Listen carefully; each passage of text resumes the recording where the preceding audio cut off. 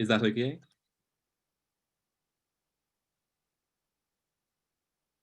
Lane? Yes, sorry. I can see everything fine. Great. I should say, can anyone see my picture? It doesn't matter if they can't.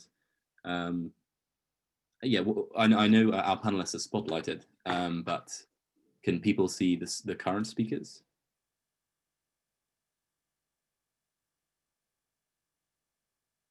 Yeah, we can give you a spotlight as well, Richard. Oh, thanks. It's just nicer to speak almost face to face. Thank you. And it'd be good to spotlight yourself when you're speaking there.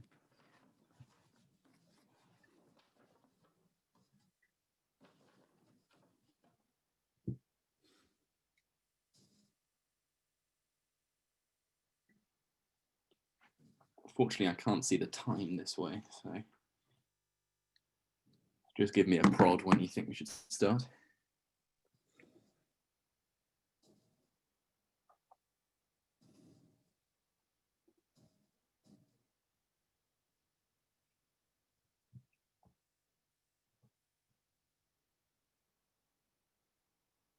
I think entrance from the waiting room has slowed down a bit, so maybe we should just get started. Yes, I think so. Hello, everyone. I think you can see me, hear me, even if you can't see me at the moment because we're sharing the slides. Welcome to this second workshop of Michaelmas term for the Cambridge University Science and Policy Exchange. This is the Careers Workshop. Just before we begin, a few housekeeping things. We're on Zoom. We need to just discuss some stuff.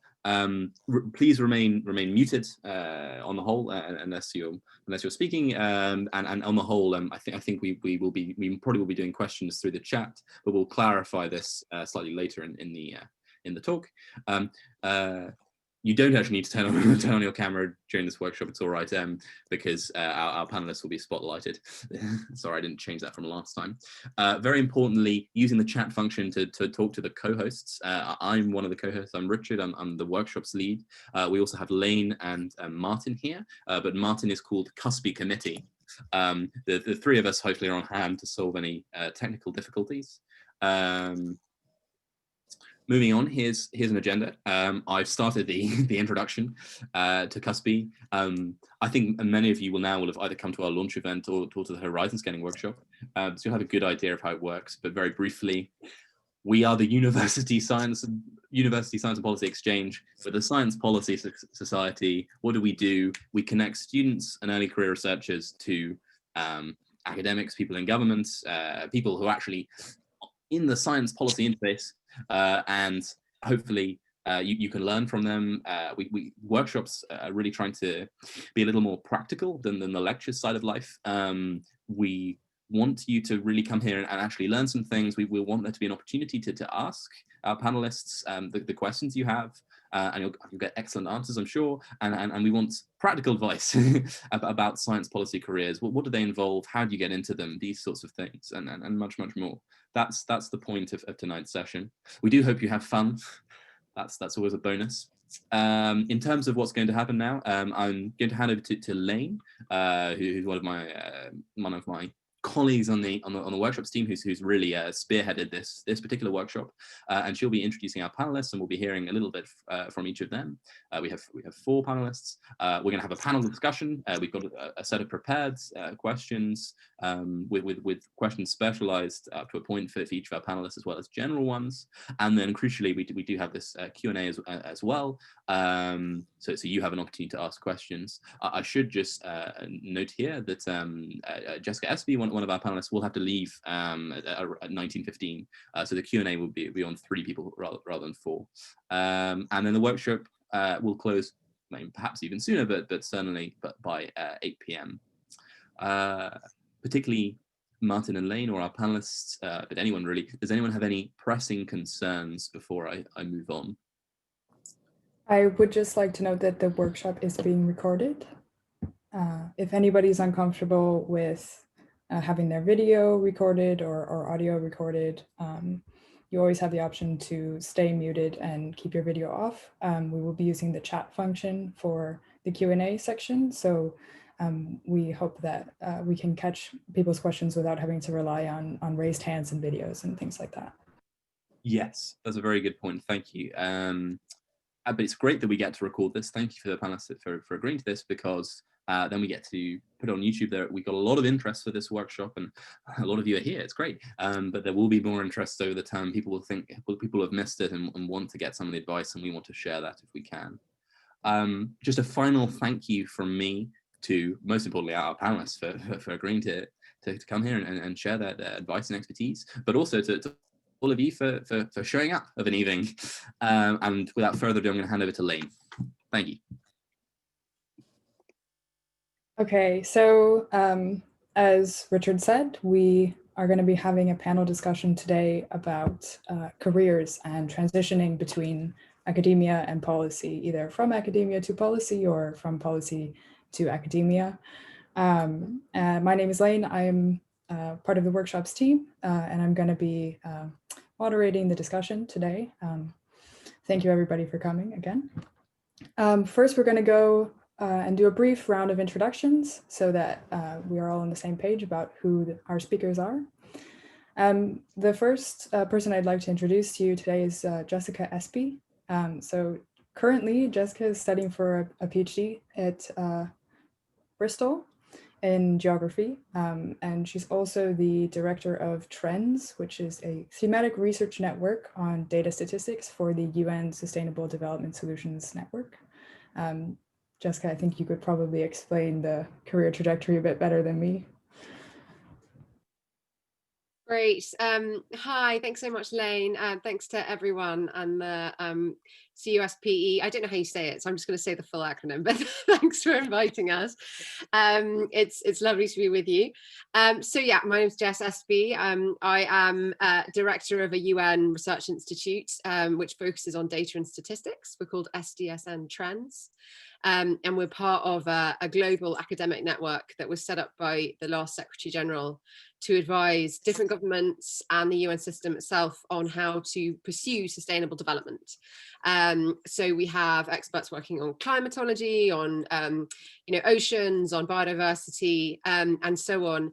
I used to direct the New York office of the outfit, but in the last few years I've specialized and have really just been working with this expert group on data and statistics because of a personal interest of thinking that sort of data and information systems really are kind of, the big frontier of a lot of modern technology, and looking at how we responsibly manage that and use it to support sustainable development ends.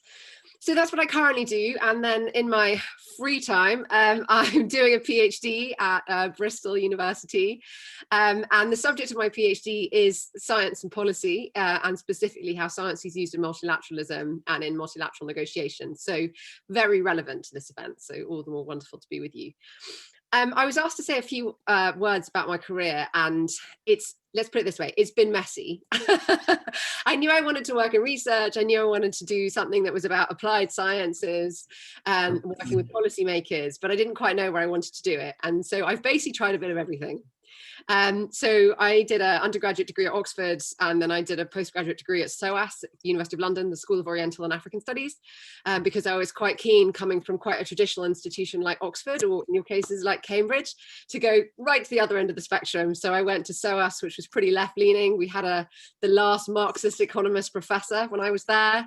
So, it was a real kind of good shift of the full spectrum of academic debate. And then I finished, and I sort of thought, I wasn't entirely sure what I wanted to do. I knew I wanted to do something involving Africa. I'd done quite a lot of research on colonial history and so on. And so I ended up working actually with an African research institute called the British Institute in Eastern Africa, which was for historians doing research, and we basically supported academics at Oxford and Cambridge who were doing research on the continent, and we were essentially their kind of research assistants on the ground. So I did that for a while and sort of thought, well, this is fascinating, and I'm really supporting and enjoying all these academics, but there are so many pressing problems. I was working in Rwanda doing archaeology and doing these sort of surveys of all these different properties in Rwanda, and I was walking past houses with people who had no basic amenities, no sanitation, the infrastructure was terrible. It would take us hours to get to all these places in our very bumpy roads and our, clapped out car. And I just thought, wow, I mean, what am I doing? Dusting, bits of rock, which is literally what I was doing, when actually there's a huge sort of policy crisis out there about basic services.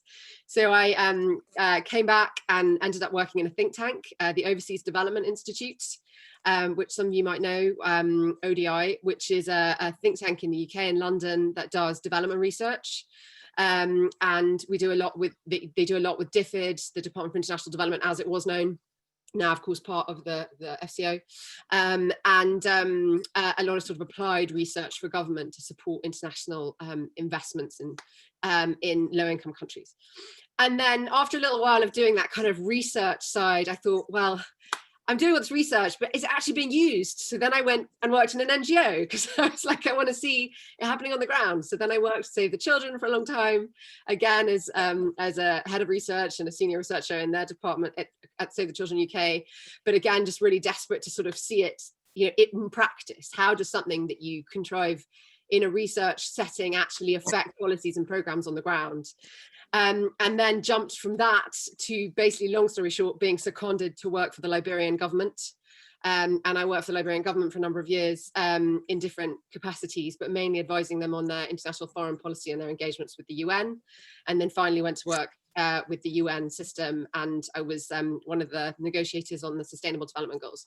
So yeah, I've jumped around a lot, and suffice to say, I'm happy to answer questions about any of these different paths, because they all really have, merits and demerits.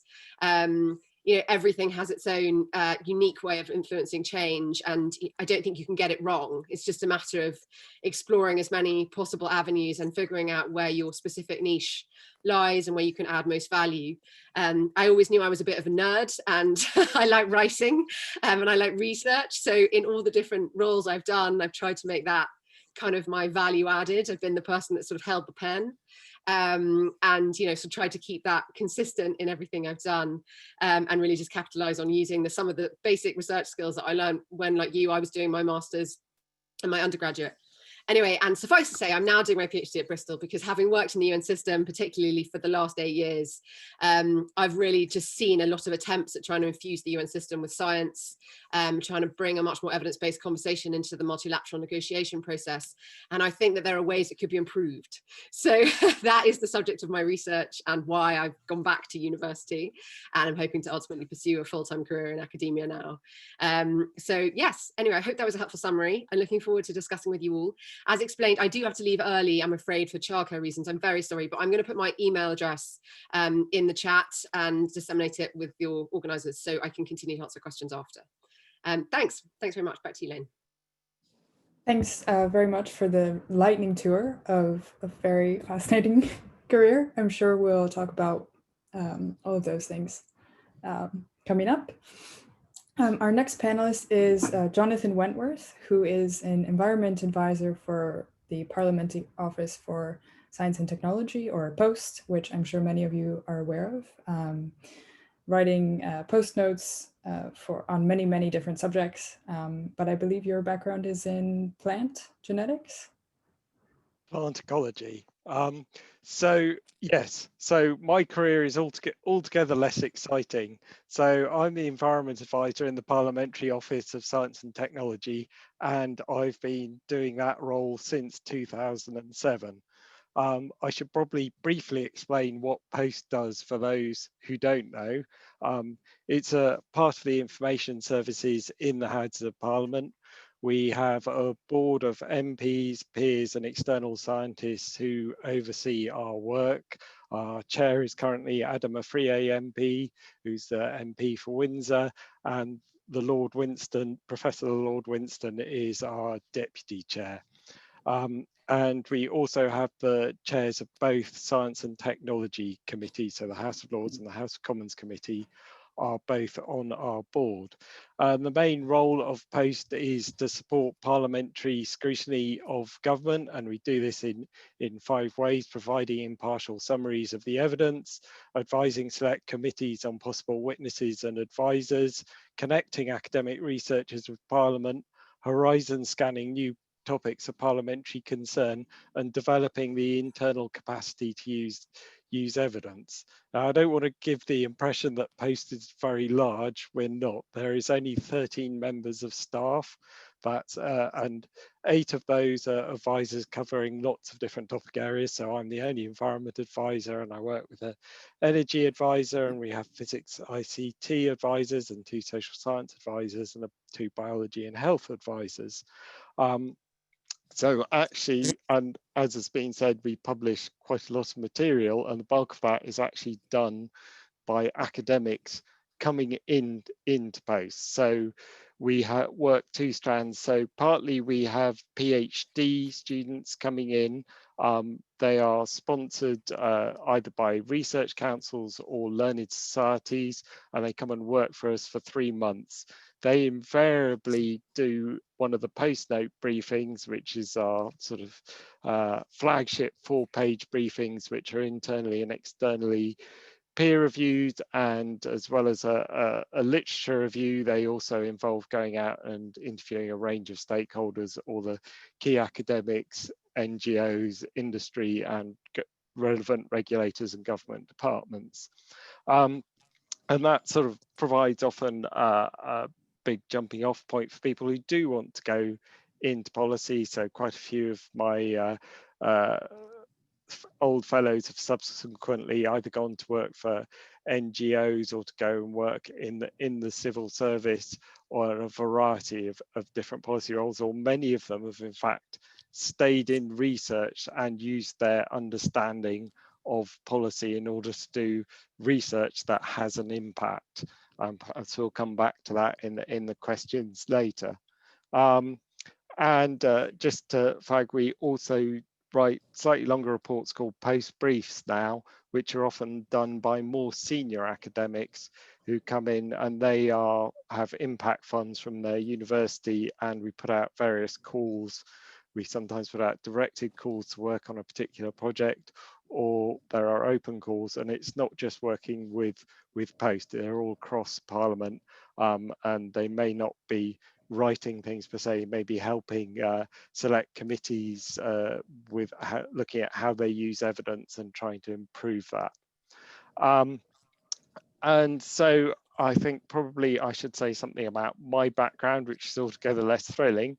But originally I was, as I said, I was a plant ecologist. I was doing my writing up my PhD, and I was at the altogether less august University of East London, and I desperately needed some money basically. So, and there happened civil service for advertising jobs. So I joined what was then the Ministry of Agriculture, Fisheries and Farming, and I had a policy job for 2 years working in the team who were implementing the England Rural Development Plan, which was basically the second pillar of what was that version of the Common Agricultural Policy. I then spent 4 years working on the Secretariat of the Royal Commission on Environmental Pollution, a much missed body that produced some of the key reports on the environment, and I worked on a number of big reports. And then I went back into DEFRA briefly to work as an evidence-based manager for sustainable consumption and production, and then started my role in 2007, and I enjoyed it so much I'm still there. Well, that's great, Jonathan. Thanks for the overview. I'm sure we'll have lots to talk about. I'm sure people are very interested in how you transition to policy, specifically in the UK as well. Our next panelist today is Sonali Shukla, who is a representative of the Cambridge Career Service. I think you also are part of the Institute for Astronomy. I was at the Institute of Astronomy. So hi, everyone. Thanks for the introduction, Lane. So I am a careers advisor here at Cambridge, specializing in STEM for everyone from undergraduate through PhD students and postdocs as well. Just a really brief background about myself.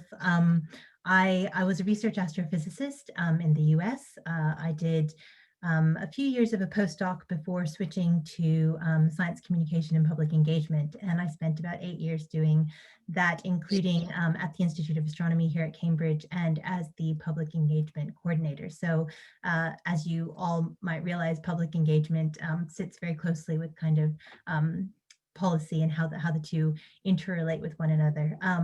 But what I wanted to do today was kind of put that hat on one side and talk to you a little bit about what the career service can do for you, particularly if you're exploring science policy as a career, and particularly, you know, for those of you that are early career researchers, we have a lot that's there to offer. So first of all, our lovely building in the city center is indeed closed, but we are fully operational virtually throughout Michaelmas term. So we've been running events, our big career fairs, and then one-to-one appointments, as you can see here with me remotely. So please do reach out to us, you know, if you're at any stage. So if you're thinking about just exploring different possibilities, or if you're actually in the application process. We've also launched Handshake, which is our new careers platform. And it's really nice because it allows you to interact with the career service and employers kind of directly rather than going through us as a conduit. And I think the timing couldn't be better as we're all virtual. It's a really rich resource. And I've just put kind of a screenshot here that shows, you know, you can indicate career interests, and the platform will then kind of help guide you by bringing up events and information that match those interests. So it's a really powerful tool to help you explore. And for those of you that remember from before, we had you had to phone in to make an appointment. Handshake lets us do online booking for everything. So if you haven't used us before, you know, we offer one-to-one careers advice with, I'm one of 15 careers advisors. We can help you improve applications and interviews, meet employers, and find job adverts. So do take a look at Handshake when you get a chance. We've also launched the Career Service YouTube channel. This is what the advisors did when they were, I don't want to say bored, but when we were home over the summer, which has a lot of interesting bits about kind of not only the nuts and bolts of putting together applications and things, but also exploring various sectors. So you can see there was the careers, in public policy. You can read about that. That's more about public policy more broadly rather than science policy. But if you're just kind of trying to get an understanding of a various sector, please do take a look at that.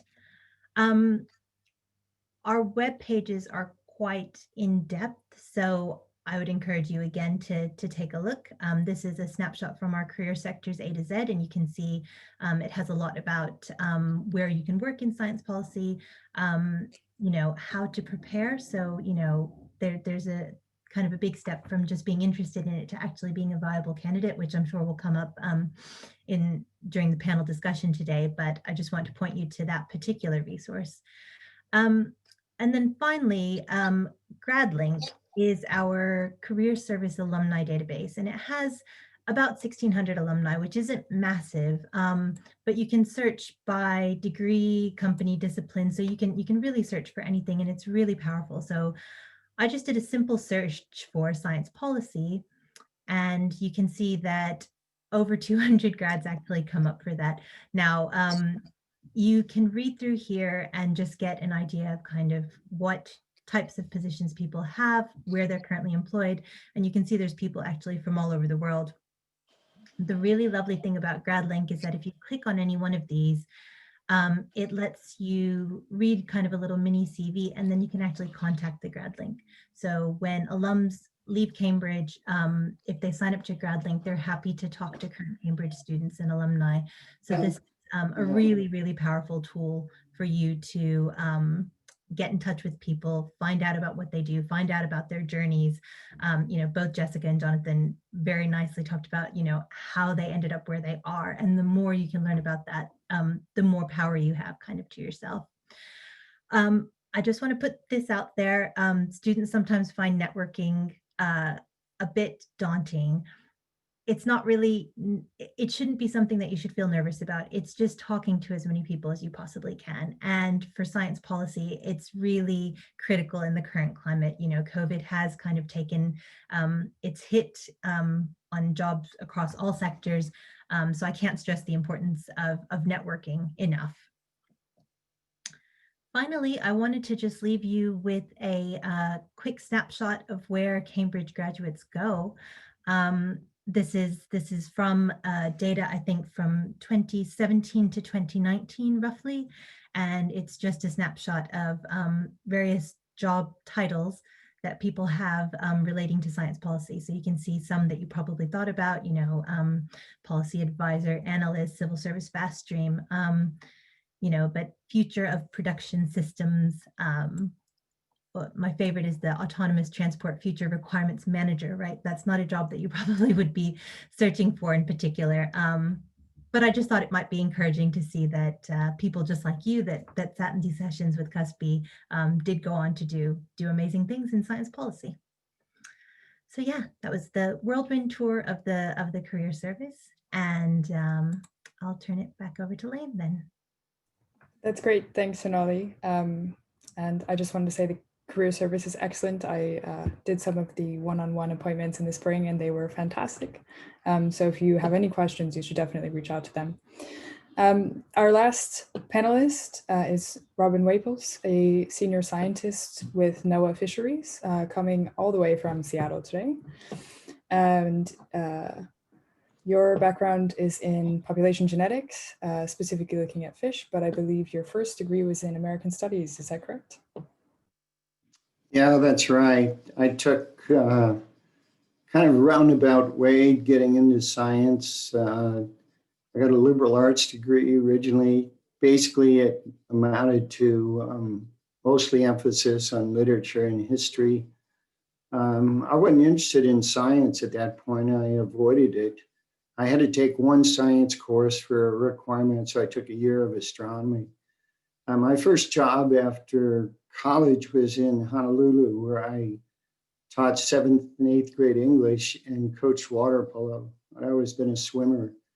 And before long, I was spending a lot of time in the ocean, in and under the ocean, body surfing and skin diving. And before long, I moved to the outer islands and took jobs in restaurants so I could work at night and be in the ocean in the day.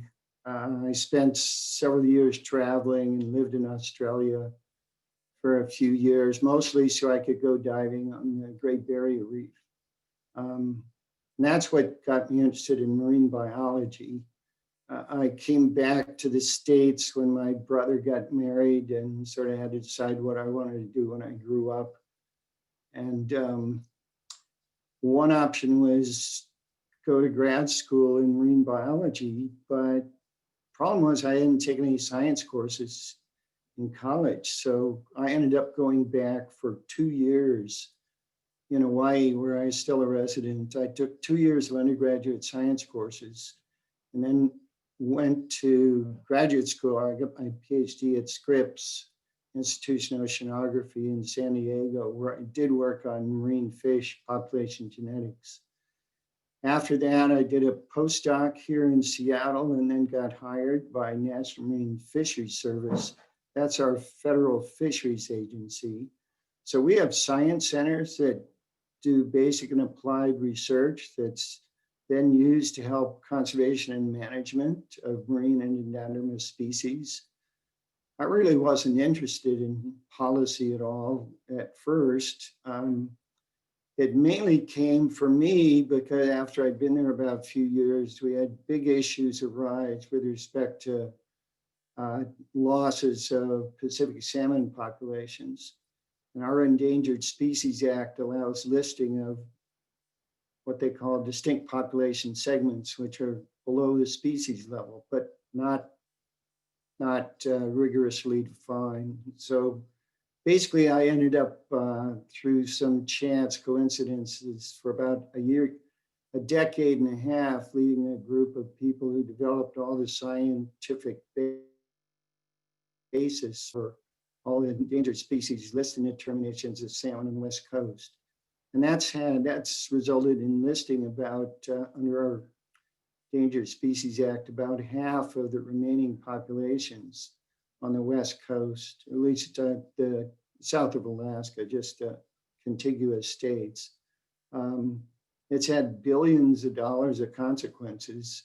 But we also found that during that process, we had lots of, say, new graduate students and so on who are really interested in coming to work for us because they wanted to go somewhere where what they did made a difference.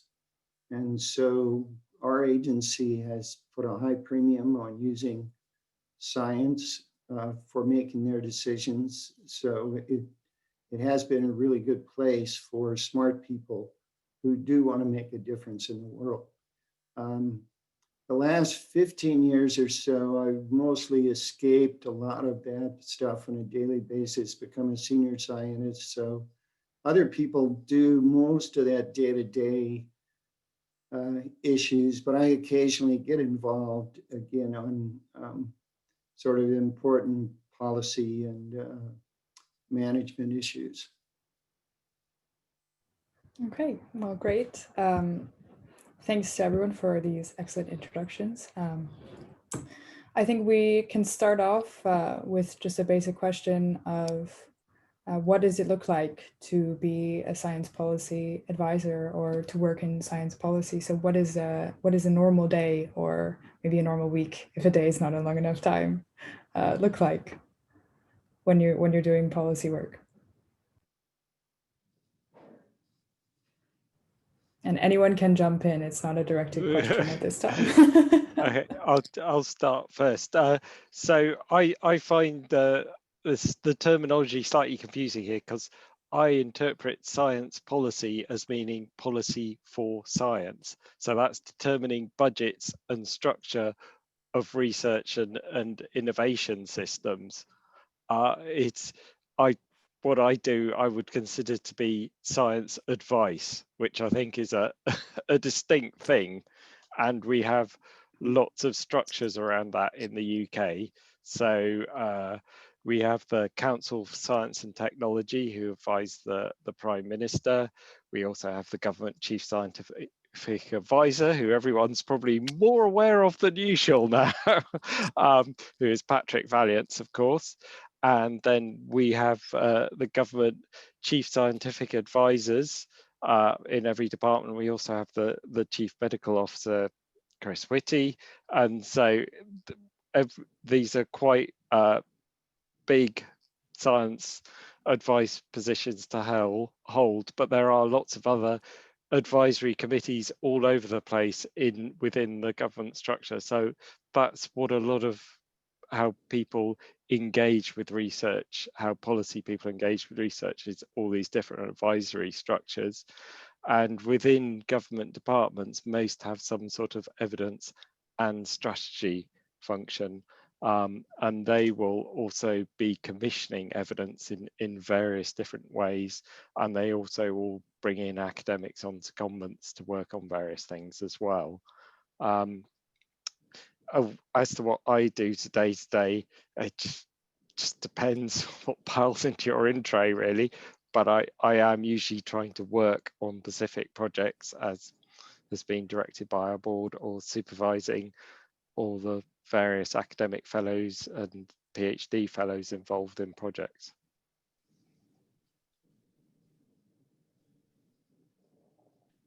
I'll jump in next. Thanks, Naim, for the question.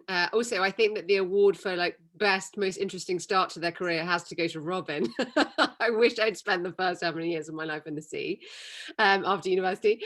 Yeah, no, with regards to this question, I could tell you what I do now, but I think what might be most useful is to have a sense of what you would do if you're starting out as a sort of researcher or policy officer within a think tank, for example. So say when you graduate, you decide you want to go and do some kind of applied research, and you decide to go to a think tank like ODI that I mentioned before, IDS, any of the universities, University of Sussex has a big think tank department, or so on, and you go in as, say, a policy officer or a research officer. What that sort of generally tends to mean, and both in the think tanks and the NGOs I've worked in, and this is obviously different from being within government, to which I very much defer to Jonathan and Robin on, but outside of government, what that often means is that you will be doing literature reviews, you might be doing some basic quant analysis, you'll be doing quite a lot of desk-based research to try and support a particular report, piece of research, or an advocacy report if you're within a charitable organization that's influencing a particular thing. So say, you know, you're working on universal health coverage, you know, your line managers or directors might decide that they want to do a particular study on a particular type of access, on a particular, you know, barriers to certain types of health access in certain places in the world. They might want to look at healthcare affordability or something like that. So they generally determine the research questions, and then you would be supporting their research by doing, you know, qualitative or quantitative desk-based research initially. When you get a little bit, you know, a little bit more experience under your belt, that often also involves doing quite a lot of field work. So certainly when I was starting out in both NGO and think tank environments, I got to spend quite a lot of time in different countries. I did quite a lot of qualitative research, particularly all over sub-Saharan Africa. So where resources permit within however they're being funded, you often get to do quite a lot of travel, which is nice.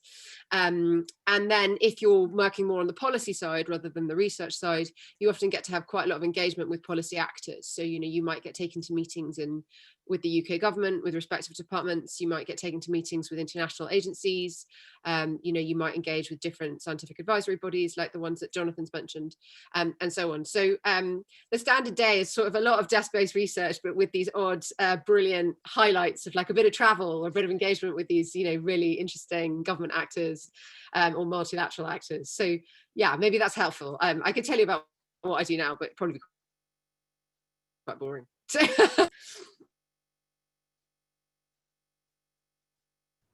Yeah, so I think probably the specific types of research that you, Jessica, and Jonathan are applying are quite different from, for example, the research that Robin has done.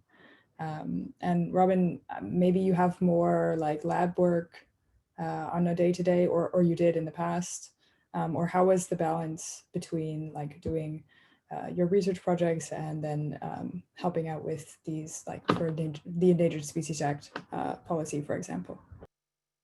Yeah, that varies a lot. Even within, say, our agency, it varies a lot depending on the person and what they're working on. And for me, it's varied a lot over my career. When I first got there, the first 3 years, it was sort of like a glorified postdoc. There were lots of challenging questions, tons of data, and just really interesting analyses you could do with those. And I sort of just got drawn into the policy stuff by accident.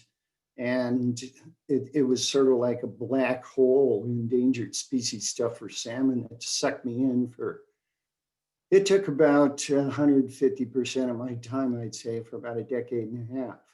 And during that time, I wasn't doing any lab work. We were doing science in support of management. So we did a lot of synthesis. For example, we would try to understand what are the patterns of diversity in salmon across the West Coast, what are patterns of the risk of the different populations, how does it all make sense in terms of trying to protect things under the federal government versus day-to-day management of smaller units by, say, the states and the Indian tribes, say. So during that process, we had daily contact with biologists from all sorts of agencies and with policy people in our agency and other agency, with lawyers, because just about everything our agency did was potential subject of a lawsuit. So for that period of time, for me, it was really pretty constant interaction. Like I say, for the last 15 years or so, most of the day-to-days dealing with those sort of issues have been other people. So it's shifted a bit. I think it might be useful, since we're at the start of the talk here, to just maybe think about defining some of these terms a bit better. Like, what is a policy person? What is a scientist? And one thing I didn't see in your questions is anything about advocacy, because I'll just give my thoughts on this whole picture, but there isn't just one way to think about this. So it'd be interesting to hear different perspectives. But my idea of what a scientist is someone who's trying to find out how the world works.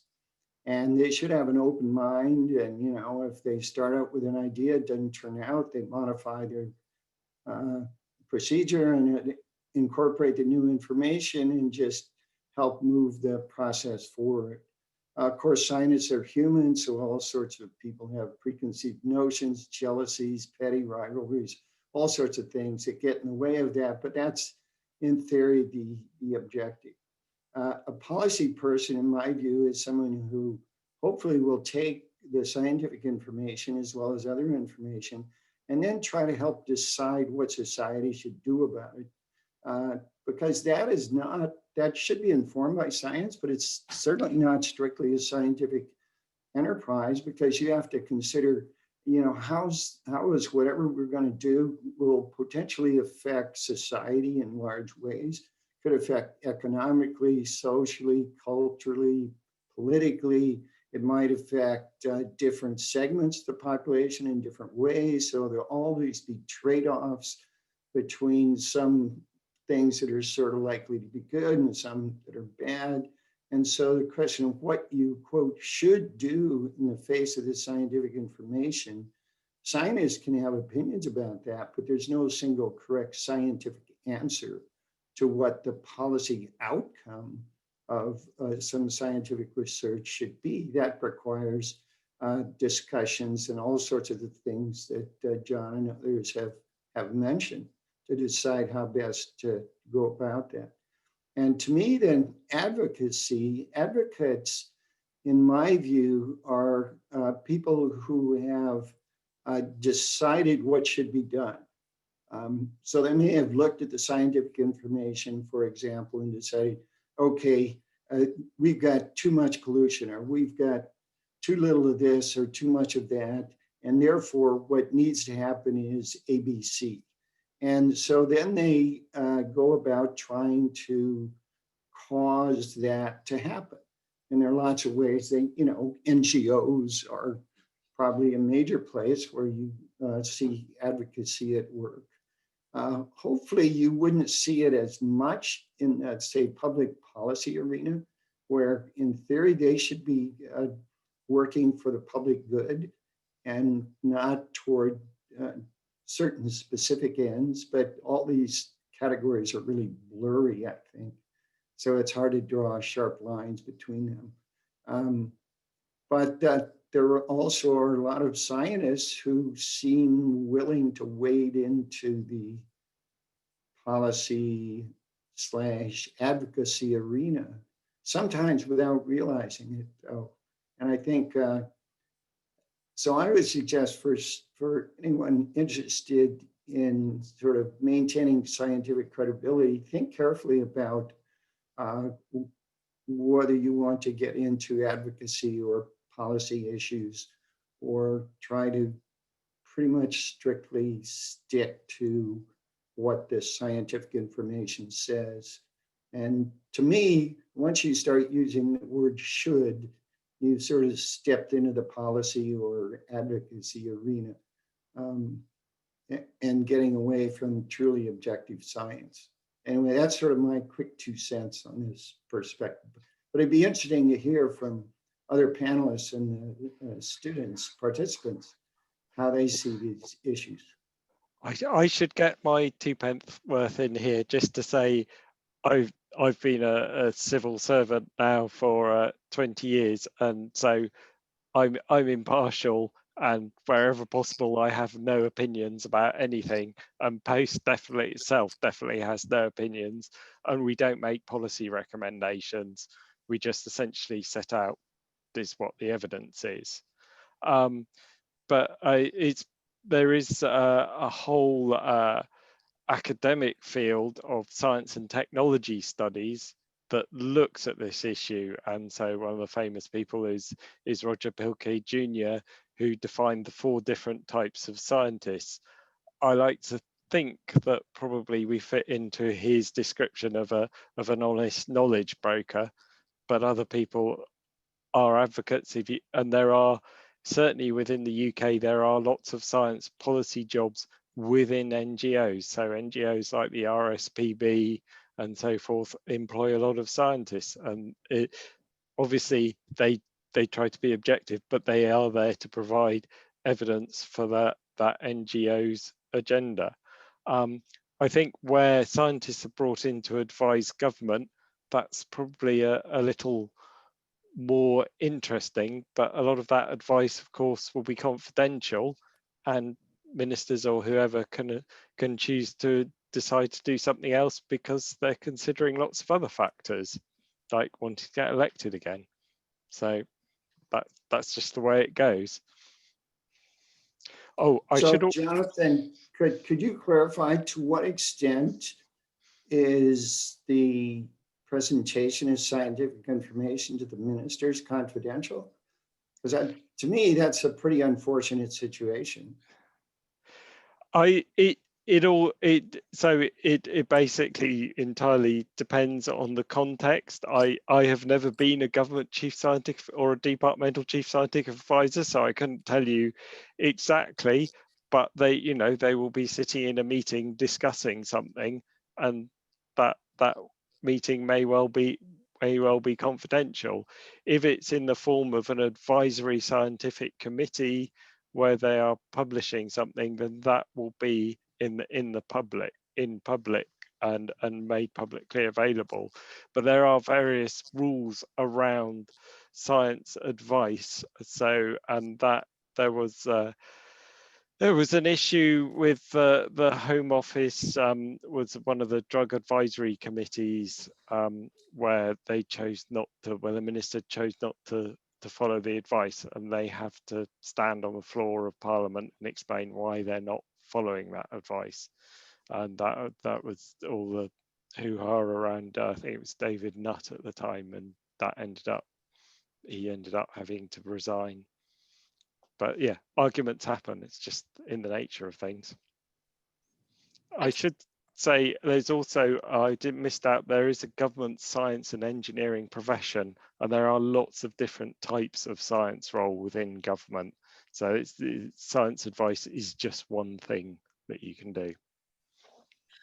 I just want to jump in response to Robin's comments, because I very much put myself in the category of kind of applied researcher scientist, which Robin has implied one should steer away from if you're trying to say true to science, and I would slightly disagree, which makes for a good panel discussion, right? So firstly, I think that the three categories that you laid out, Robin, are brilliant, and that's really true. I think when you're starting out, choosing where you want to go, that's a really good way of thinking about it. Do you just want to study the evidence and see what conclusions emerge from it? Do you want to look at the broader ramifications on society, economy, governance, you name it, and think about all those other factors, the political influences, social influences, which might go above and beyond, your particular area of expertise or the way you've learned or studied, and will require a lot of, collaboration with other actors, learning from other sectors, and so on. Or do you want to be an advocate? And I think you do get a lot of scientists who basically are asked to be in advisory roles, right? And to have to border on the what should we do? And I don't think that that's necessarily a bad thing, nor does that compromise their scientific integrity. I think if you are, I work with the UN Sustainable Development Solutions Network. We've got close to 2,000 international UN, international academic members around the world, institutions like Harvard and, loads of universities in Africa and Asia and so on. And they've all basically signed up to provide scientific advice, work with us to provide scientific advice to their governments or to the UN multilateral system in support of, climate objectives and so on and so forth. Now, that doesn't mean that they're going to go into a meeting with their ministers and say, you should do X. But it does mean that they're going to go into a meeting with their ministers and say, we've evaluated the evidence. Obviously, science is not neutral, and there's lots of different arguments to and for and against and, everything. But this is what our informed opinion and our research suggests is the most compelling, whatever it is, determinant or factor or potential intervention, and subject to what they've studied. And that's the kind of advice you're giving. So as much as possible, based on, your research, your evidence, very credible and well kind of documented and strong methodological research, and that's what you're giving your informed opinion on. And I don't think that that's erroneous in any way. In fact, I think it's, you know, very commendable that people do stick their neck out and say it. But there is a fine line, right? There is a very fine line between doing it in a careful way, as per lots of the UK scientific advisory committees do, and obviously advocating. And so that is something to be aware of. You know, you don't want to, you know, spend a life researching different health outcomes and then decide that you're so passionate about a certain type of health intervention or free healthcare or health insurance schemes that, you know, that's the only thing you promote, because then of course you are, you know, essentially becoming an advocate and you can lose the wood from the trees of different perspectives. So point is, it is really murky, but there are different ways of doing it, and it's a question of your individual judgment. You know, are you willing to do research and actually then go a step further and think, okay, there are potentially some resulting policy implications from this? Are you willing to communicate that to a policy audience? That's step one. And leave it to them to decide what they do? Or do you want to go the whole hog of saying, you know, I've done some research, I found some really interesting conclusions, I think it means we've got to do X, I'm going to go and, you know, lobby someone influential to do it, in which case you are becoming a sort of scientific advocate, if you will. So I think it's a question of personal comfort, but, you know, the underpinning research you're using can all be of the same validity. It's just a question of how you interpret and use it thereafter. So yeah, it's a personal preference thing, and I think just you've got to go into it with your eyes wide open about what it is you're hoping to achieve. Speaking of going into it with your eyes wide open, I think probably when you start out, you're not really aware that there are these like distinct categories, and that there's advocacy and that there's policy advice and that there's just research, and maybe it's a learning process to sort out what you are willing to do and what does make sense. And I wonder if any of you could speak to the learning process that you experienced, or perhaps other issues associated with transitioning between different types of job, maybe within the same job, within the same position, or switching between different institutions. I might start that one, putting my astronomer hat back on. When I was a postdoc, I lived not too far from Washington, D.C., and I think I was convinced that I wanted to be a science advocate, using Robin's terminology, where, you know, I wanted to use my scientific background as a platform to kind of push an agenda. And I think something that really saved me was I participated in a day where I went to Congress. It was organized by the American Astronomical Society. So again, one of those nonprofits that, you know, does do advocacy work. And I spent 2 days on Capitol Hill talking to legislators, talking to their aides, you know, kind of just jumping in with both feet. I mean, it was a structured program, but jumping in about kind of, you know, how that all works. And it was the best thing I ever did, because I realized that that's not actually what I wanted to do at all. And so I would say that, you know, obviously now is not really the best time to be dabbling into things, but I think, you know, if you think you want to do something, trying it out can really, you know, spending 1 day in someone else's shoes can give you a whole different perspective on what it's really like. And in the absence of that, you know, going back to my point about networking, like talking to people, really understanding what it is that they do is a great way to kind of get that information. Can you say a little bit more about why you realized it was not what you wanted? Oh, that's a tough one. It's been a long time since I've thought about it. I think I didn't like the persuasion aspect of it. I think as a scientist, I thought that I was good at persuading people to understand a particular point of view, because you do that, right? Like in order to defend the work that you're doing, you know, PhD defense, you're standing on your own 2 feet saying this is what it is, but it's backed up by the evidence. And within the scientific community, the evidence was very strongly accepted. And I just felt like when you moved away from the science community, it wasn't, there's no way to say this without it sounding a little bit bad, but like the evidence-based part of it was just one part of it. There's a whole another world that, you know, that policymakers have to take into account, that legislators have to take into account. And I think that was the bit where I thought, okay, actually, I'm not sure that this is the right place for me and my skills.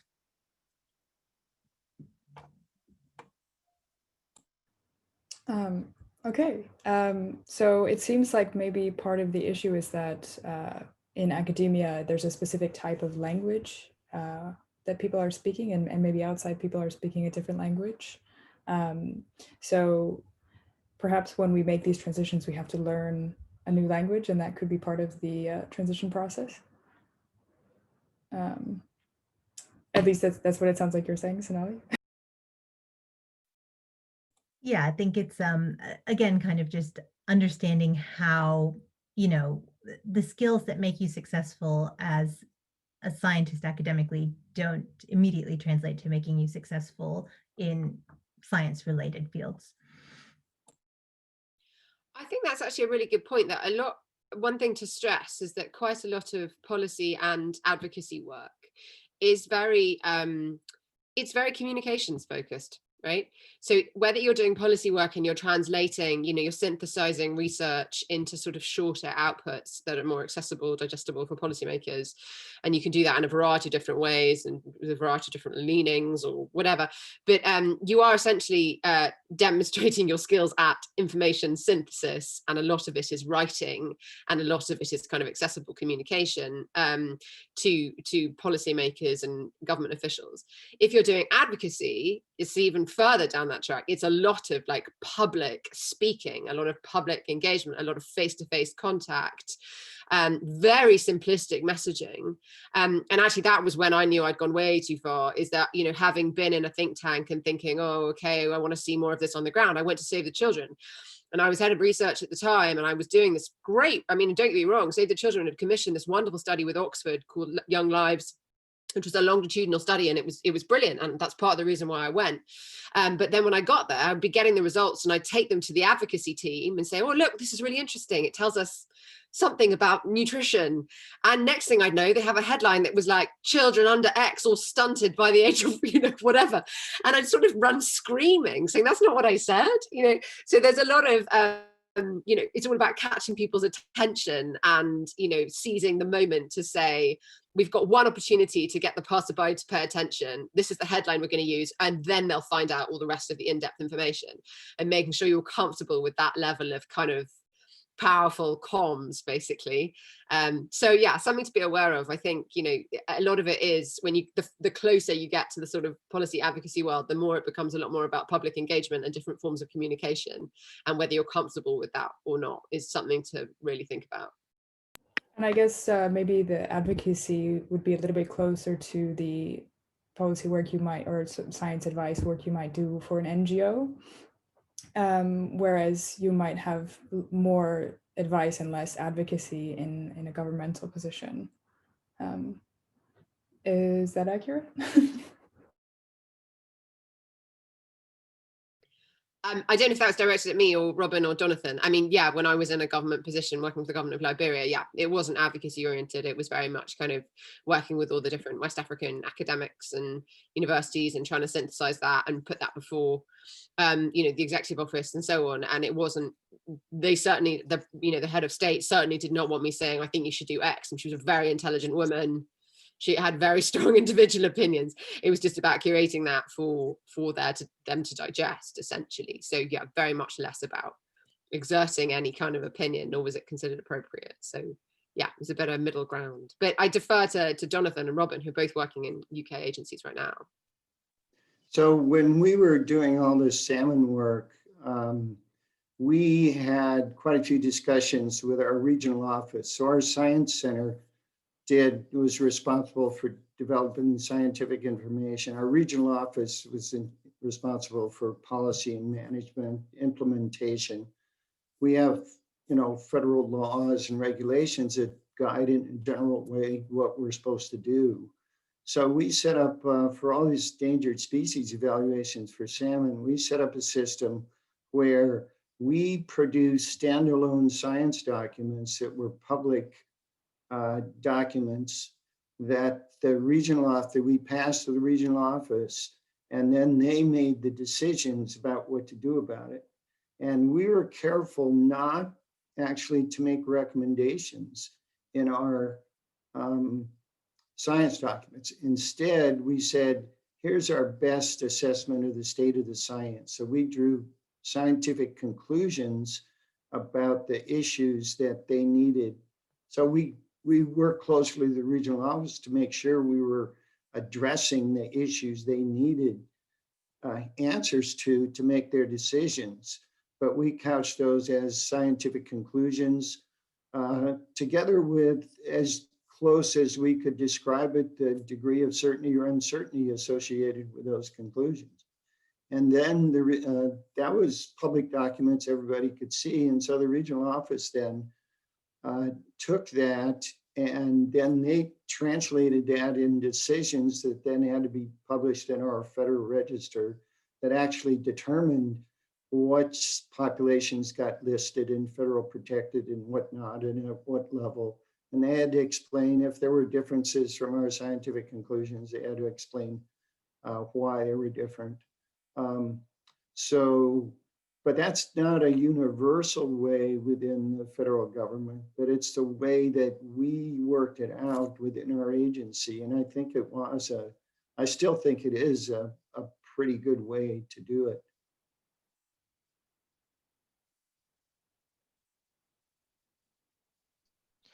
Yeah, I should say we're kind of I'm at an easier end of things because I'm not per se supporting government policy decisions. I'm helping parliamentarians ask better questions of government policies. So, and our primary role, as I said, is particularly supporting select committees to do that.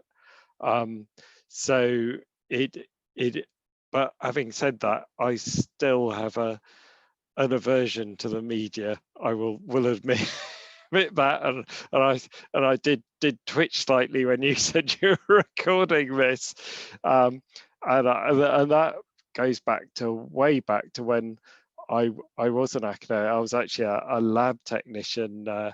Was my first run in media was when I was at the University of Leicester. And one of the things I used to have to do was the daily pollen count.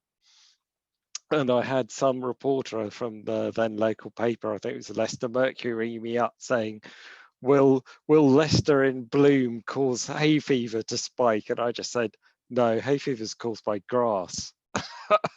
and he just ignored me and wrote the story anyway and said scientists were very concerned. That taught me a lesson. All right, yeah. That's a good cautionary tale. We did have one question for Jessica before you have to leave. So Anna has asked, what of the 3 types of science advisors is the most common inside the UN framework from your experience? That is a very good question, Anna, and it's not an easy answer. The reason why SDSM was set up, the entity that I work for, is because there's a lot of experts working in UN agencies, right? There's a lot of people who dedicate their life to a particular area of research. You know, say it's child survival or child health and they're working in UNICEF, say it's population dynamics and they're with UNFPA, you know, say it's different aspects of, you know, environment and they're with the environment program. And they're, you know, many of them are leading minds and they're excellent academics in their own right. Many of them might have come from an academic sector and then they're brought into these agencies. And then their primary role is sort of twofold. One, to curate sort of evidence that's going to be useful for countries. So if they're in a country office, and 2, to advise the UN system. But in going into the UN, they have automatically sort of taken a step away from Richard's more classical definitions of academia, because they are going into a multilateral, you know, entity where they will be asked for their opinion on behalf of that UN agency and to inform member states. So that's sort of the one type of technical expert that you might get within the UN agency. And I think that they are kind of more of a policy advisor. They're not going to actually do any advocacy. They're not going to go out and actually lobby any member states, but they are going to be asked to inform UNICEF's position on X or UNFPA's position on Y. Which itself is a sort of political judgment. But one of the things that we were set up to sort of rectify is that all of these agencies are ultimately beholden to the member states. You know, they are funded by member states, and any document that comes out of these UN agencies has to be agreed largely, or has to not offend any one of the major member state members. And so consequently, rankings are deeply controversial. Anything that shows a particular country to be performing badly on a particular area is deeply controversial. And that's a huge problem, because if you're trying to look at CO2 emissions, per capita in different countries, or you're trying to look at overfishing in different waters around the world, you are going to make a judgment, right? There will be geographical areas that have worse conditions, and you need to be able to identify that. And in a political institution, which the UN ultimately is, it can be very hard to make those assertions without basically getting slammed by the member states. And so that has compromised the sort of, to some degree, don't get me wrong, I have huge respect for all the colleagues I work with in UN agencies, but it does compromise to some degree how far they can go with their publication of sort of pertinent types of evidence. So the last Secretary General, Ban Ki-moon, asked Columbia University, and particularly Jeff Sachs, who himself is deeply controversial, I appreciate, but for those of you who know him, but he was head of the Earth Institute at Columbia University at the time, and he was asked to set up a global network of academic advisors who would be free from the peer review processes of the UN standard sort of mechanisms, and be able to basically submit different types of evidence and input directly to the Secretary General's office and directly to member states and to different processes without them having to go through the traditional vetting. They'd still be academically assessed for their rigor, but they wouldn't have to be, they wouldn't have to be approved by all member states. And that was kind of a way of trying to get around this problem of the politics of communicating information, right? So it depends where you are basically within the UN. There are different attempts to try and bring in more scientific advice. Obviously the IPCC is sort of the best example of that with regards to climate change negotiations. Or, there's the much more applied policy oriented research that happens within agencies, or there's groups like ours, so UNSCSN. So do have a look. I mean, it's a huge, huge, huge institution, and there's so many different positions within it. Within all its sub-institutions, so you really can get a mix, but yeah, it does tend to be more applied than you would be if you're external to the UN. So a nice compromise, I think, is if you want to pursue academia but you also want to have a way of making sure that your evidence is communicated, is stay within a university, stay within the ways that you've learned, and whatever research topic you're particularly interested in, but you can find ways to communicate your research on a global stage. You can find there is a UN committee, major group on science, technology and innovation. You can find formal opportunities to submit evidence to those kinds of processes, and so on. So there are ways to communicate your research to a global or national audience without having to actively engage in any kind of policy debate. So that's a kind of good middle ground, which is what we're ultimately trying to create within my organization. I hope that's helpful. I think that brings up another question, which I think anyone could answer, and that's about how you balance research and science advice with the desires of stakeholders, and how transitioning into science advice or policy work, you might need to think in a different power structure or deal with different hierarchies than you might be used to from academia, where things are very focused on like, who is your supervisor, what kind of freedom are you given in this like very individualized context. And I wonder if anybody could speak about the differences in stakeholder interests or power structures between academia and governmental or NGO positions.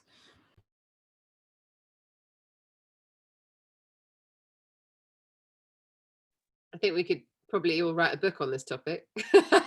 Anybody else jump in first?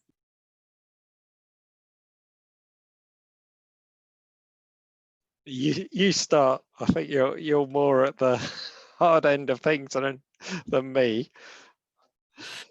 I mean, it's a huge issue, managing competing interests and demands. I mean, by way of example, when I first went to ODI, I thought, I'm going to a think tank, and it's not a politically aligned think tank, it's a research institute, and I'll be able to do research. But I knew that it was particularly focused. It's a think tank, right? It wasn't an academic institution. It had lots of academics in it, but the idea was to do research that was, responding to specific policy problems the government was facing. What I hadn't realized, because I was naive and fresh-faced and coming straight out of my first job after uni, is that it was funded by the UK government. 90% of our research was funded by the UK government, right? So as independent as you want to be, you are getting your money from the UK government, and that in and of itself does impose certain constraints. You know, your research can't come out claiming that like Marxism is the best thing since sliced bread, you know, because that is not the way our political system operates.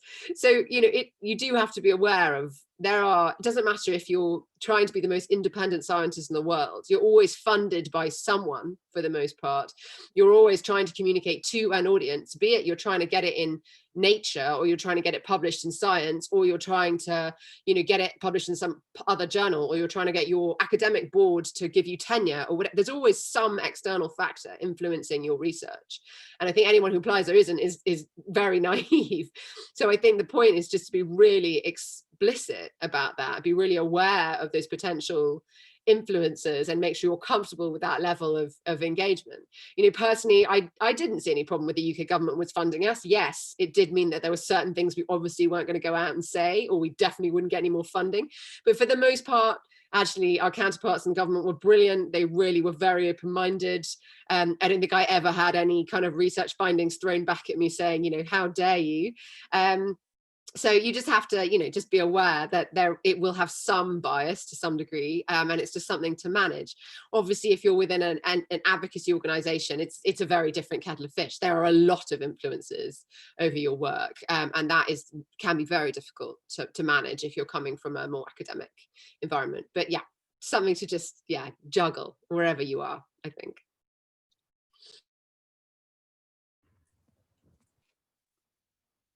So I've been in the public government sector for a long time. I am an affiliate professor at University of Washington School of Fisheries, but they don't pay me and I don't get involved in all of their internal politics and everything, but I got a lot of colleagues. I deal with students and postdocs. I have a lot of colleagues in academia. So I have some appreciation for some of the sorts of rivalries, jealousies, bickering, and so on that goes on, in addition to genuine collaboration. The same thing goes on pretty much in any place of employment. We have the same sorts of things in our agency because we're all human beings. That may play out a little bit differently, say in a government lab compared to academia. But I'm not sure one is either better or worse in that regard than the other. I think it does depend, perhaps in the government sector, whether it's federal or state government, and I'm speaking mostly for experience in the US, which might be different in the UK. It might differ, might be more important relatively in our sort of situation, which group you're in and who your supervisor is. Because that can really have a big effect, not only on the purview of what you're sort of given, allowed to work on, but how the information you develop, how it propagates up the chain, and the likelihood it's going to influence policy and so on.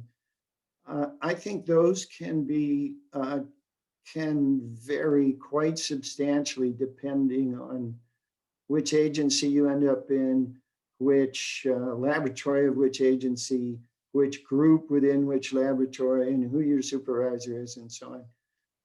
So I'm not sure how a new person can really deal with that, except to be aware of it and pay attention. If you're applying for jobs, pay attention to who your supervisor would be, who the other people in the group are.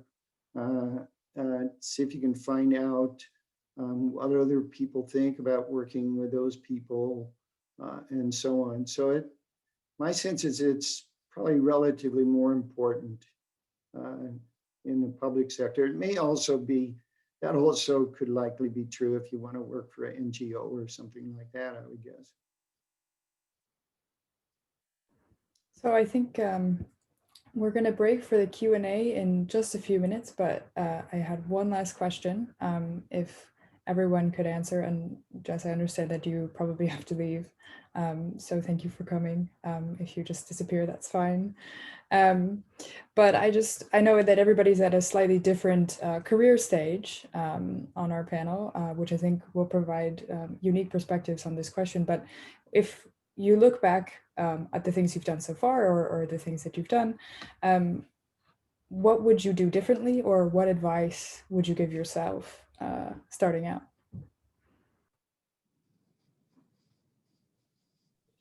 I'm going to give my 2 cents, and then I really am going to run before my nanny kills me. I would just say, the networking point that was made earlier by Sonali is just so important. Just don't be shy about, writing people emails, sticking your hand out. One of the best internships I got when I was doing my master's is I wrote to my MP. Really random. Someone suggested it to me and I was like, okay, why not? I wrote to my MP and basically said, hey, I'm a grad. I've got quite good generic research skills. I'm interested in international affairs. Can I write something for you? And wonderfully, his office wrote back and said, sure, write us a report on Eritrean dissidents, And so I did, and it was great to be able to put it on my CV. And I'm sure it was what partly got me, a job later. All the while juggling, a million other part-time jobs, but just that little bit of experience, really helps. So I just don't be afraid to reach out. And, you do in every career, whoever you are, however successful you are, you get 1,000,001 rejections or non-responses, but that's totally normal. And just, keep at it. So yeah, that would be my piece of advice to myself. I think for all I did the MP thing, I was also horribly shy at the beginning and bad at reaching out to people. And give everyone a handshake. It doesn't hurt, and no one's ever going to say no. So yeah. Maybe an elbow bump these days. Yes, an elbow bump. Good point. Thank you so much. It was lovely to hear from you all. Thanks, Jess. Thanks, Jessica.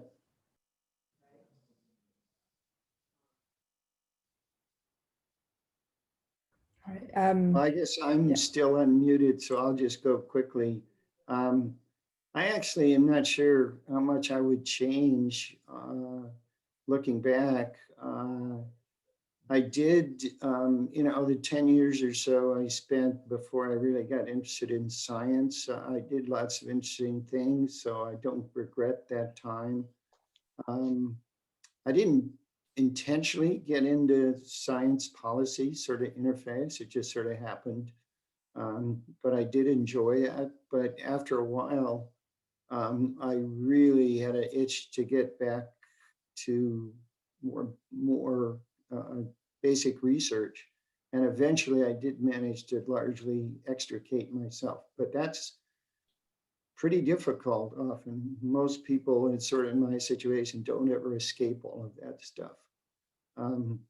So I think whatever you do, you should probably realize at the start, it's fine to make plans and try to think ahead, but realize that luck and chance is probably going to have a big effect on how it all turns out for you. So just be aware of that situation and try to take advantage of the chances that do come up and the opportunity, make the most of the opportunities when they do appear.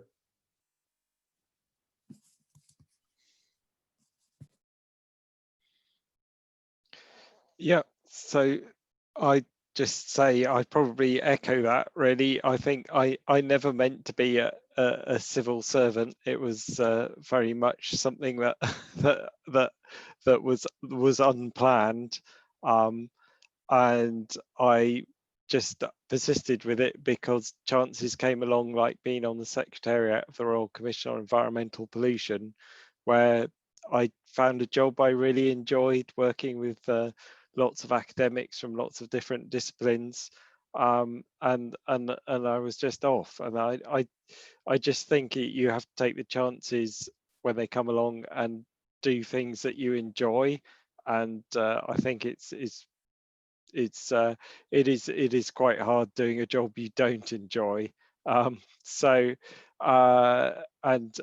if I probably wasn't quite so stubborn about that, I could be a be earning a lot more money as a more senior civil servant, but I wouldn't necessarily be enjoying it.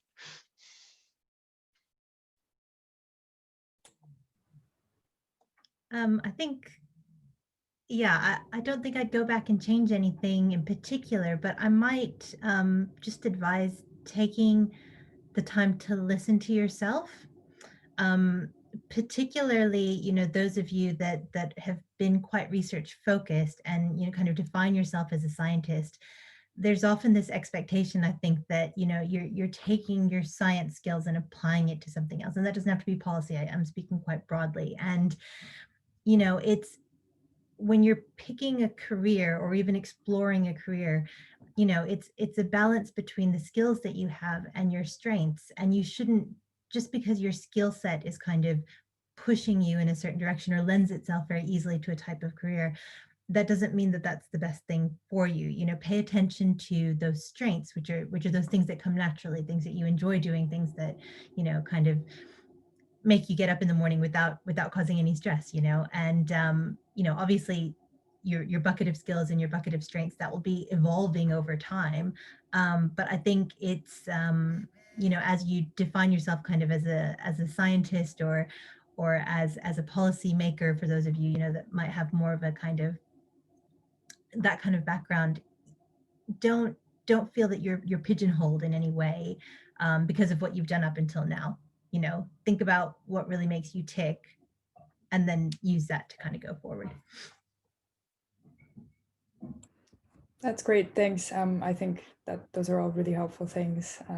It's very easy to stress about making the right decision and learning the right things. And I guess it is a little bit up to chance and about who you meet and what you learn along the way. So we're going to be transitioning to the audience Q&A portion of the event. So as long as people have questions, we can continue asking, although I'm just going to note for everyone that we will be stopping the event at 8 p.m. UK time, so that our panelists can have a break, and some of them to start their day, some of them to end their day. We already have one question from Maddie. So this is a question for Robin from a fellow marine scientist. Maddie is asking if you felt that you made more of a difference as a quote unquote straight scientist, or when, if ever, you were saying should in a policy related role, or was it less about the fact that you wanted to make a difference and more about what you enjoyed doing? Yeah, that's interesting questions. In terms of, I guess the question is, where have I had the greatest impact? I think as much as possible, I did try to avoid using the should word. And in, you know, in say my more academic publications, though those weren't issues, they weren't really talking about societal sort of issues. So that didn't come up. In terms of our work for the Endangered Species Act, like I say, we developed pretty early on. We developed an agreement with our regional office people about how to present our information. So as a consequence of that, and a consequence of the fact that our agency took the scientific information very seriously, we did actually have huge impact on what happened for salmon on the West Coast over a period of a decade and a half or so, where most of those activities were going on. So that, I think that was kind of an ideal situation where we didn't have to sort of wade into advocacy or blur the lines between science and policy any more than they already are. We still had a lot of impact just by sticking to the science. However, I have to say that's not necessarily a common position that scientists find them in, certainly not in academia. I had a lot of academic colleagues saying, geez, how do we get the ear of anybody? How do we get anybody to pay attention to what we do? And we had people begging us for information because it was going to affect decisions our agency made that had huge consequences for society. So I hope that answered your question. I hope so as well. I think it did, but it was Maddie's question. But I did actually have a follow-up, brief follow-up question for that, which is, are there moments in which should is actually the right word to be using as a scientist or as a science advisor? You were saying that, being with NOAA and working on salmon, it was an issue that a lot of people were listening to, and maybe there are issues that people aren't listening to that might Sure. need attention. Yeah, that's a good question. I think it is, it's hard to say that scientists should never use the word should, but if you think about it, in most cases where you might use the word should, it's possible to rephrase the situation in a different way. For example, let's take a situation with COVID. I'm not a scientist who knows anything particular about COVID, but let's say I were an epidemiologist or infectious disease expert and had been asked for advice about, what's the latest data say about consequences of different actions. If you could, I could give the report of all of the most recent information they've learned about how contagious or not it is, when the vaccine might be ready, this and that, how different age individuals are able to transmit it and things like that. And then you have the question of what should you do about it? Well, some scientists would be happy to say, well, you got to close everything down, or you can open these, but not those, or you should let the kindergartens go to school, but not the older kids, or things like that. But there is a more objective way for a scientist to deal with that. They can say something like, if you do this, if you let the kindergartners go to school, but keep the older kids at home, the likely consequences are Y. If you do this other course of action, the likely consequences are Z. And if you do this other course of action, the likely consequences are Q. And here's our assessment of how certain we are about those conclusions. That, to me, is still a pretty objective way of presenting the same information without using the should. And in my view, it leaves the responsibility for making decisions with the right people, which are policy people who are charged with having to balance these sorts of issues. They're going to have to make value judgments that try to balance the consequences of different actions for different components of society. But I know not everybody sees it the same way I do, but I think in most cases, scientists can find a way to present their information in a strictly objective fashion. But they make lots of scientists may feel that I've had scientists who I work with closely and respect in our agency who say, we can't leave that, it's too important to leave up to the policy people. In that situation, you have to tell them what they should do. And that's just a different view. That's, like I say, that's a scientist, in that just case, a scientist I respect a lot within our same agency. So I'm just giving my opinion here. That's great, thank you. It was a really interesting response. I think that's a big question that everyone has to deal with, whatever they do as a scientist. We had another question come in from Richard, which I think Sonali might be able to answer best. It's about career pathways, specifically in the UK. And the question is that students often see certain routes as the only routes to go into policy roles, such as the civil service fast stream or UKRI PhD internships. But what are other or perhaps overlooked ways to get into science advice or policy fields?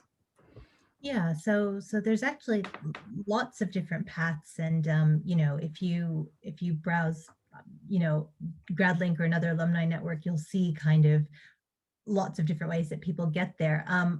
I would say that you know, one thing to think about, you know, is what skills are they really looking for the type of position that I want, and is my intermediate step actually building up those skills that will make me look more like the candidate to get into the fast stream, or you know, whatever the more traditional route is. So I think you know, often things like various types of science communication can also lead into it, because it's giving you a different skill set.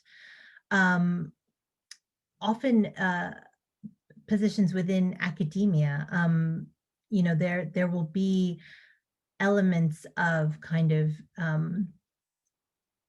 an academic related position where you're no longer kind of in the academic research, but you're related to it, that can help you to develop those skills. But I would say, you know, almost anything, even sometimes private sector work, right, can, as long as you're developing skills, they can all lead to kind of, you know, the more seen positions, like working directly for the government. And you might find that you like something else along the way a bit better. I hope that answered the question. Yes, we have a thank you with 2 exclamation points. Also, just a side note, you know, I think a lot of students, I see this all the time. The decision you're making today of what you want to do is not what you're going to be doing for the rest of your life. And I think we couldn't have had a better set of panelists to demonstrate that. So, you know, for your group, you know, people that are embarking on their careers now, the projection is that you'll make 8 major career changes over the course of your career. So don't be afraid to try things out, and don't feel like if you don't get that ideal position right this second, it's lost for life. 8 major transitions is a lot. It seems Suddenly like a lot. I'm gonna learn so many new things. But as a follow-up question to that, what constitutes a major transition? That's a tricky one. So I think it's something that is, you know, either changing sector, or I think it's defined by a combination of sector and job responsibilities. So it's not like getting promoted within the same organization, or switching to a different organization that does kind of the same thing. It has to be kind of a change in the goal of the organization, plus what your personal responsibilities are.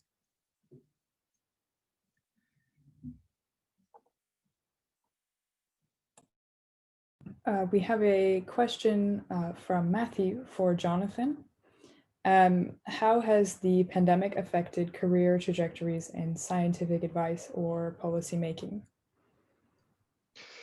I will have to wait and see. I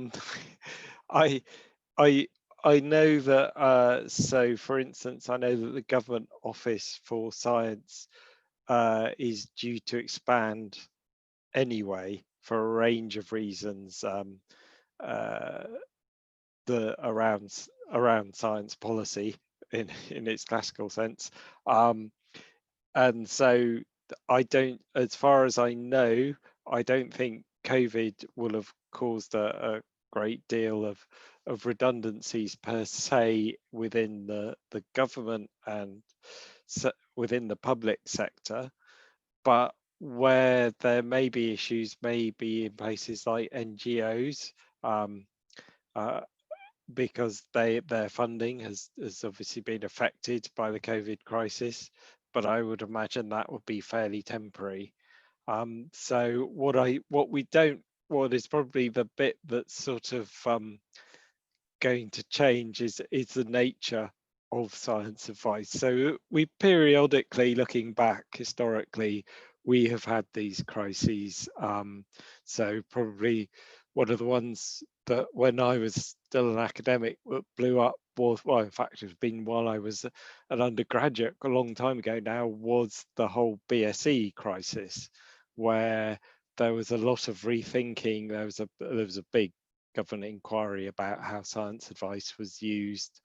And we have these periodic crises where things are rethought and how science advice should be handled and used. And I would be very surprised if there isn't a very, well, I think the Prime Minister's already committed to some sort of inquiry about COVID, and there are numerous select committees inquiries going on about COVID at the moment, and you'll have seen recently both Patrick Valiance and Chris Whitty being grilled by the House of Commons Science and Technology Committee. So these things will play out, and things will be rethought and new rules invented. So inevitably it will affect how science advice is given.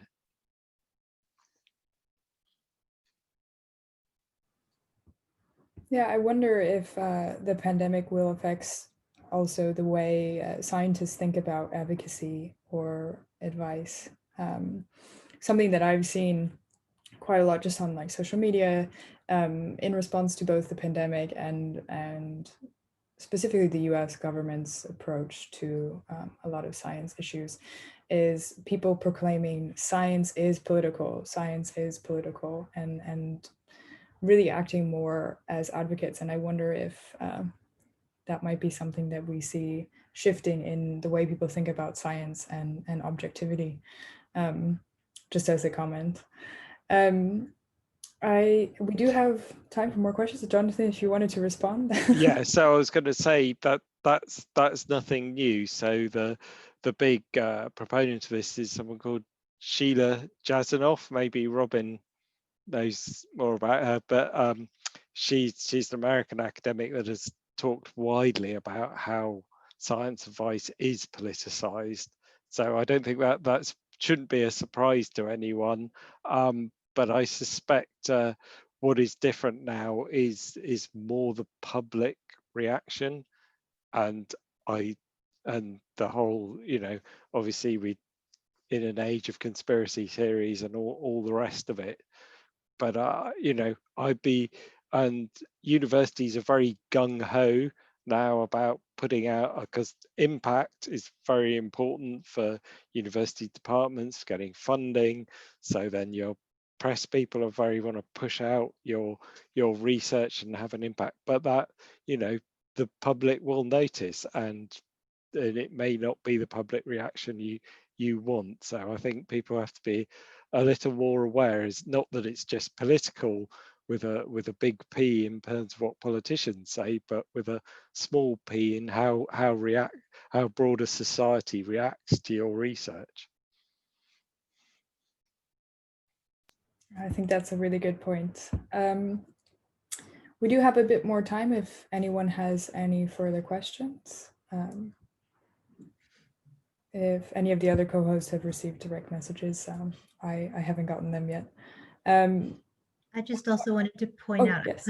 I put a link in the blog about, because I know you're probably all wondering, are there even jobs out there? And in the policy sector quite broadly, there has been a dip, but we see that across the board. But if you want to see some more stats and kind of want to understand how the labor market has changed due to COVID, there's a really nice blog that some of my colleagues put together. So I just popped that in the link if you're curious. Thanks, Sonali. I'm sure that would be really helpful. We did get one more question rolling in. Was Jonathan, were you already interested in the civil service, or did your first job get you familiar with the civil service in itself, and perhaps why did you decide to stay? Yeah, I mean, it was a long time ago now, because I joined back in 2000.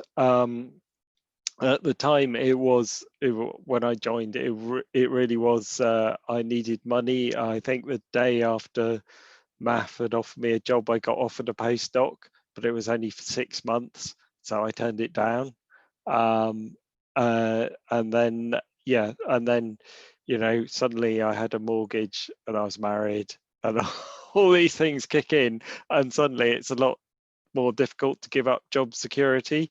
So I think I probably, but what really persuaded me to stay was the sort of range of opportunities you get within, say, the civil service is a huge organization and there are numerous agencies and so forth. There are a lot of different jobs in that sector, and it suddenly I became aware of them then when I joined the civil service to an extent I probably wasn't when I was just in academia. So it's a bit of both. We had a follow-up question to that from Haskan, asking about practical advice for applying to the civil service.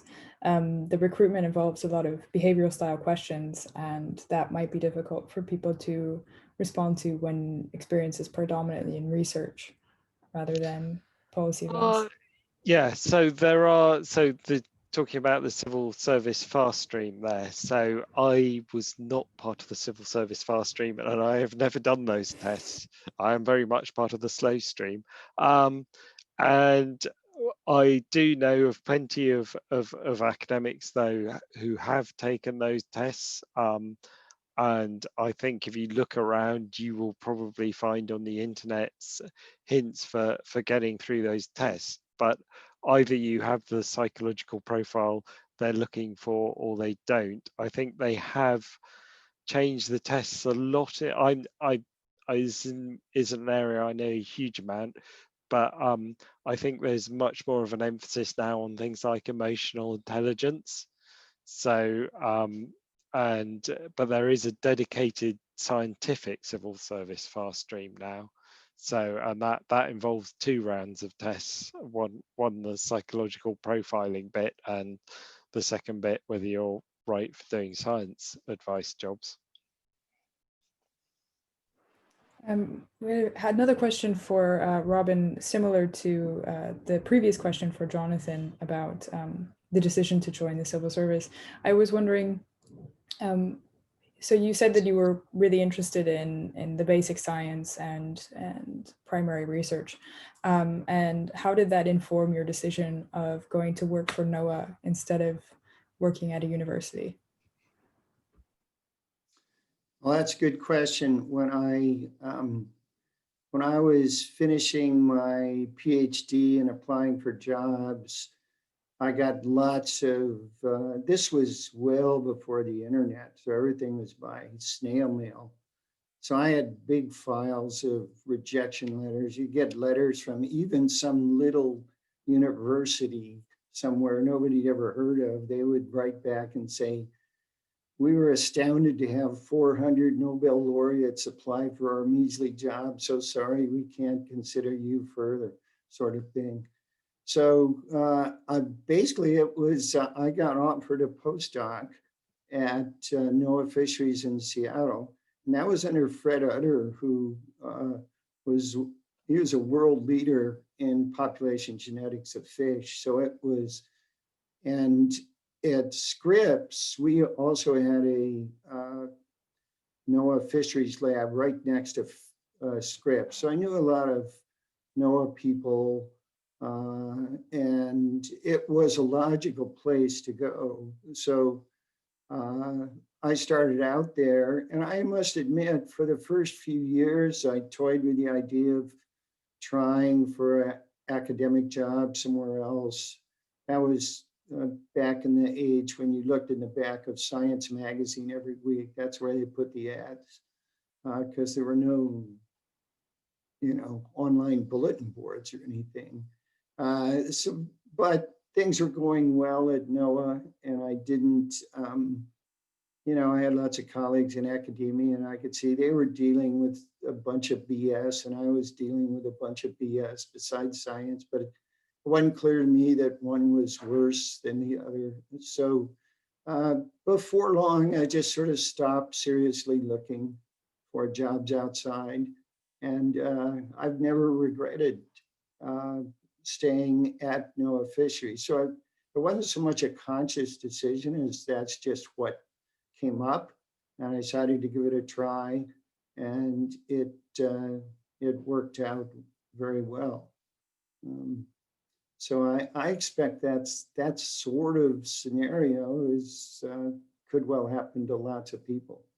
Like I say, it's very hard to predict with any certainty what's going to happen beyond even, a few years in the future. I think we all got a good lesson in that recently. We had another question, which I think is quite similar to the question of careers, transitions, and how you ended up where you are. But I think since we've heard from Robin and Jonathan about whether or not their decision was intentional or if it was presented to them, maybe Sonali, you could talk about when you decided to change from being a research astrophysicist to more science communication and careers service. Was that something that you were seeking out, or was that like an opportunity that presented itself to you?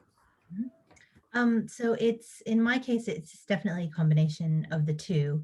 I actually probably knew midway through my PhD that academic research wasn't satisfying for me. Not because I didn't find the subject interesting, but I think the pace was just really slow. You're looking at a really, really narrow slice of kind of, of any particular subfield. And, the return on that was not so great. And I told myself I wasn't going to go do a postdoc unless I got a really good one, which I did. And I actually left that postdoc. I had another year of funding on it, but it was just kind of I knew that research wasn't going to be satisfactory. And, it's a combination of kind of what opportunities present themselves. I was really lucky. I left my postdoc for quite an ambiguous position with the physics department at the University of Maryland. And what they were looking for was someone to direct their outreach, which I had done a lot of outreach, during my studies and beyond. And so that was kind of the easy one. And then it included a bit of career advising and a bit of grant management. It had a bit of a lot of different stuff, and I couldn't have been luckier. I think that's where the luck came in, because I built up a massive skill set of just doing a whole bunch of other little stuff. And then as life changes, I married a British person and moved to the UK and kind of started all over. And again, I think I've always had that strong interest in science communication, and I still do a fair amount. I still give public lectures that are, astronomy is kind of an easy sell. It's a nice one that people enjoy, but it's competitive. And I think, Jonathan was speaking to this as well. You get to a point where you want some permanency and you want some stability. And because I had done that slice of advising in the US, I could pick it up here at Cambridge. And I feel phenomenally lucky because the career service at Cambridge offered a permanent position, which is almost unheard of at Cambridge unless you're actually in academics.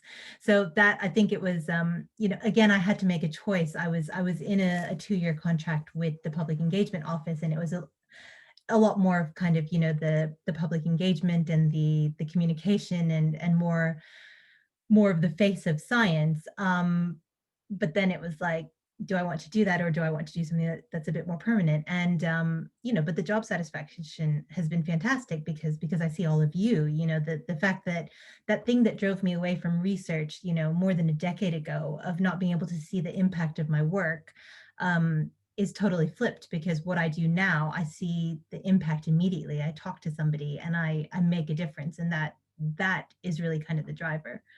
So I don't know, that almost turned into my 5-minute biography rather than a thing. But yeah, I think it's a combination of kind of, what choices you make and what opportunities present themselves. I think that was a really great answer.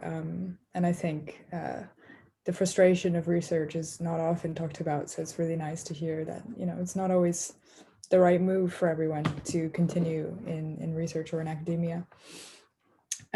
We have one more question about science communication skills. So one thing that's been brought up quite a lot today is that you need to develop skills to communicate with non-scientists or communicate with policymakers who are speaking different languages than scientists or are concerned with different things. And what ways have you built your science communication skills? So this is a question to everyone, if someone would like to answer. Yeah, so the answer is really the 10,000 hours. I can think I fairly say with some certainty that when I started out, when I was started out as a civil servant, I was a terrible writer, and it's so easy to fill, just because there is that academic writing style, where as part of the discipline you use all the relevant jargon that discipline uses, and then even if you go in and start writing about a part of science that isn't your discipline, you just pick up that jargon just because that's what everyone does, isn't it? And you don't think about it. But my crash course in learning to write was actually the Royal Commission, which was, the commissioners were all from different academic disciplines, and if they didn't understand something, or they felt it wasn't understandable to it, they let you know. I remember one professor from Oxford just slamming down the chapter of a report in front of me and going, "Not even my worst undergraduate would turn this in." and so I had to learn to write well quite quickly, but it was just practice. And it's getting input from lots of other people. And even now we ensure that as part of our internal review processes, we involve people who know nothing about the subject to make sure that those standards aren't slipping and it is understandable. But you do need to bear your audience in mind. So policymakers aren't the same as the general public. They are generally a more informed lay audience. So it has to be pitched just at the right level. And if you're doing outreach with science communication outreach with school children, it's very good place to start. I didn't have that opportunity, but you learn to pitch it at the right audience and dealing with children at different ages and things like that. And and I think communication skills is just something you have to do to learn properly. Maybe Robin has a different opinion.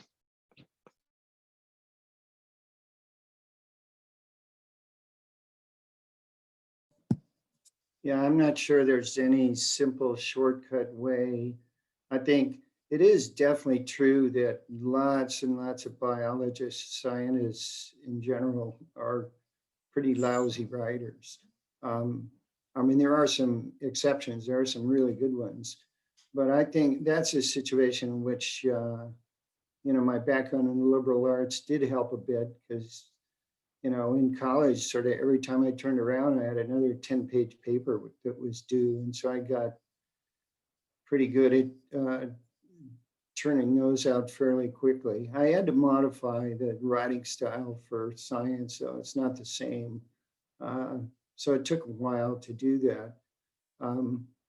But a lot of, I think a lot of the, particularly relevant for this group, it's not necessarily communication in your scientific papers, but in being able to either condense that into very short summaries or giving verbal descriptions to people to try to translate it into meaningful terms. So Lane was part of a class I helped teach a couple months ago, where all the participants, instead of getting 5 minutes to introduce themselves like we did, they got 45 seconds to give sort of an elevator speech about what they do. And the idea is, what if you find yourself in the elevator with someone who And can you explain to them what you're working on and why it's important and interesting in the course of a short elevator ride? 45 seconds be a pretty long elevator ride, I guess, maybe up a skyscraper. But that if you want to hone your skills for communicating science to general public, that is probably the sort of thing you want to think about. How can you make this as simple as possible and explain to your aunt or your mother or your friend or the postman or somebody like that? So anyway, that would be a good way to start it, I think. If you can do that effectively, you'll probably be pretty well suited for some sort of science policy interface career. That's great. And I actually frequently give presentations to my grandparents and parents who are very interested in what on earth do I do every day. So it's good. I'm preparing for my career. Thank you again to every one of you for agreeing to come today. And I think it was a really great discussion, and I'm very grateful that you could all make it and that Jessica could make it as well for the time that she was here. That is going to conclude our panel discussion today. Richard is just going to wrap up with a little bit of introduction to the next events from CUSPE. But yeah, thanks again, everybody. I had a really great time. Yes, I will echo my thanks. Please do stay on the line, everyone. Just a couple of things that, you know, if you're here and you found this interesting, you'll probably find the things I'm going to say interesting as well. Thank you, Lane. So I'll just share my thing, play from current slide. Here we are. So hopefully lots of you will be aware, but some won't be, that we have, CUSPE runs a forum, 3 days of lots of panel discussions, lectures, talks from students as well. That's very important to say.